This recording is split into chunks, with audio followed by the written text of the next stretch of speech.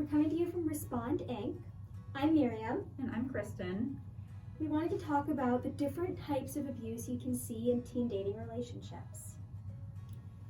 So there are quite a few types, and people tend to just think of physical. So physical abuse is the kind of thing you probably imagine. It's anything that is doing damage to your body. So this can be hitting, slapping, spitting, pushing, in very severe cases, even strangling. But there are a lot more other types of abuse. So one of the other common types is verbal abuse. This can be, ranging from things as constant yelling and screaming at your partner to saying belittling or berating comments, calling them names, or saying anything that is just verbally harmful to them. Then there's mental and psychological abuse. So this is anything that makes a person doubt their sanity. So often this is called gaslighting, and it makes people start to think they're going crazy. Not really ideal. You can also see mental psychological abuse with denying that something happened. So phrases like "that never happened" or "you're over-exaggerating," "you're being over-dramatic," and that kind of thing. The next that we've been seeing a lot more often with the use of cell phones and social media is technological abuse. This can be things from asking for your partner's passwords to their social media accounts, bank accounts, all different kinds of accounts, to their phone. Cyber stalking, so always monitoring what they're doing online. Now with iPhones and different types of cell phones, you can track your partner's location. So doing that when it's unwanted or unwarranted can be considered cyber stalking or can be considered technological abuse.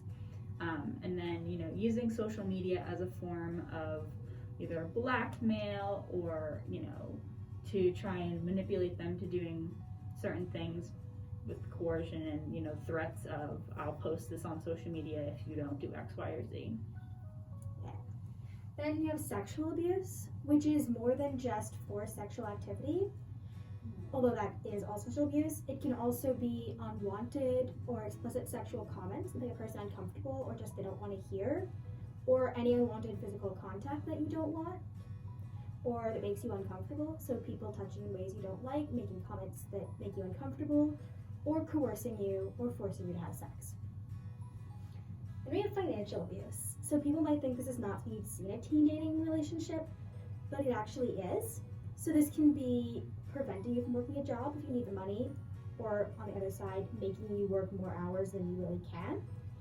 It can also be expecting lavish gifts. So if a partner always expects you to give them things, and that's a drain on your bank account, that's financial abuse. Or always expecting your partner to pay for you. That's also financial abuse. It's an expectation of financial wellness and giving that a partner may not be able to sustain.